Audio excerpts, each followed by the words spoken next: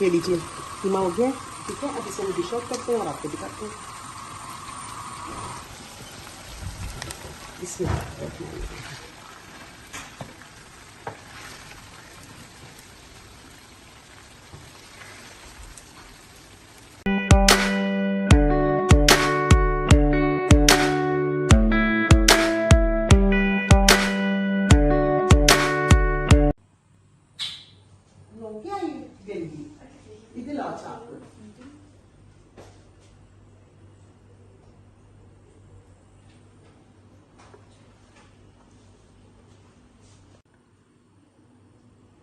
बिस्मिल्लाहिर्रहमानिर्रहीम।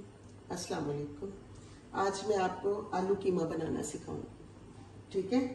ये मेरे पास कीमा है 2.5 किलो और ये मेरे पास आलू है 1 किलो। ये देखिए इस तरह काटने हैं बारीक बारीक, ठीक है। और ये मेरे पास टमाटर, प्याज और लहसुन मैंने ग्राइंड कर लिया है सारा, ठीक है। इसमें मैंने डाले हैं 4 टमाटर और मैंने इसमें 5 प्याज डाले हैं और एक जो है वो थूम लहसुन का डालना है, ठीक है।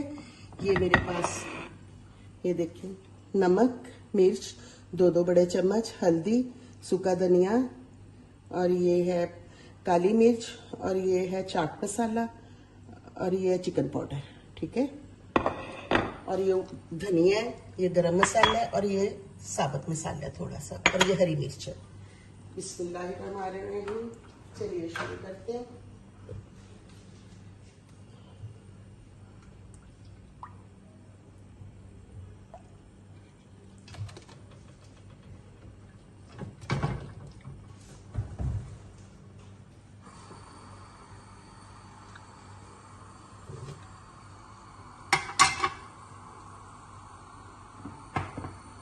ये देखिए बिस्मिल्लाहिर्रहमानिर्रहीम।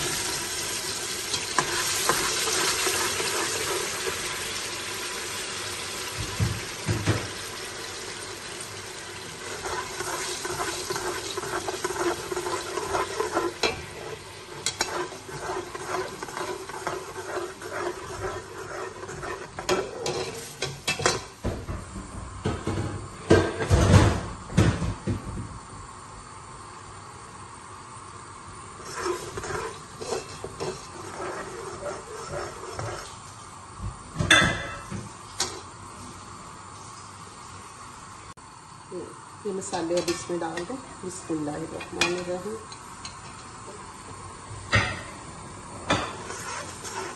इसको भून लें।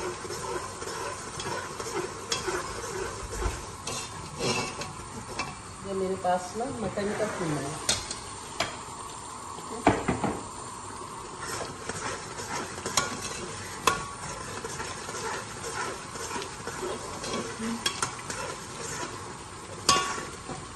आप कीमा ना हाथ का बनवाएं या मोटा मशीन से निकलवाएं। अगर वो नहीं हाथ का बना के देते, हम तो हाथ का बनवाते, वरना मोटा निकलवा लें मशीन से।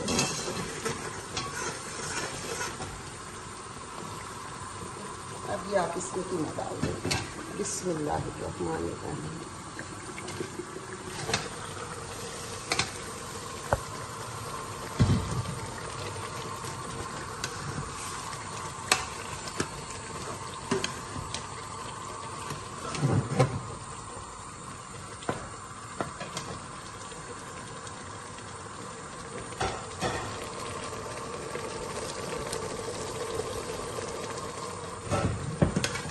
इसे थोड़ी सी लेट लगा लें, फिर इसे कढ़ाई में डाल के भूनेंगे, ठीक है।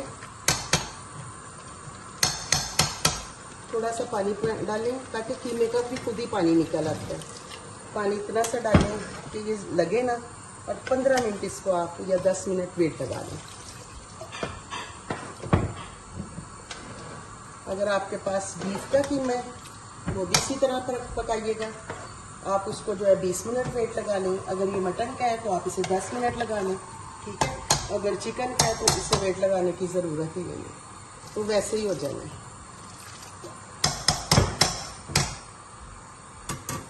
अब मैं आपसे मिलती हूँ वेट के बाद। ये देखिए मैंने कुकर से निकाल के ना कढ़ाई में डाल दिया, ठीक है। अब आपने ये थोड़ा सा पानी इससे खुश कर लें। और ये देखें इलायची है ये, और दालचीनी और लौंग है, ये थोड़े से इसमें डाल दें,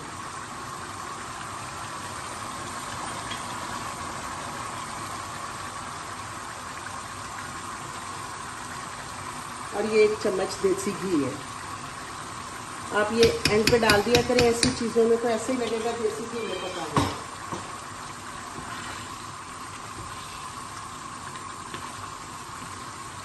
बिस्मिल्लाह।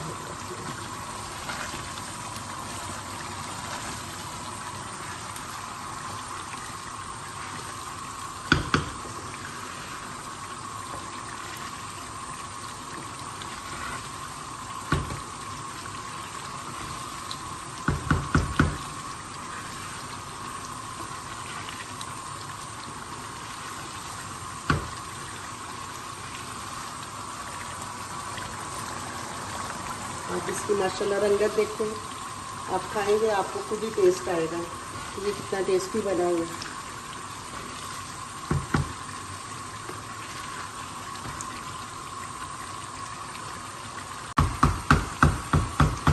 ये लीजिए, कीमा हो गया। ठीक है, अब इसे हम डिश आउट करते हैं और आपको दिखाते हैं। बिस्मिल्लाह।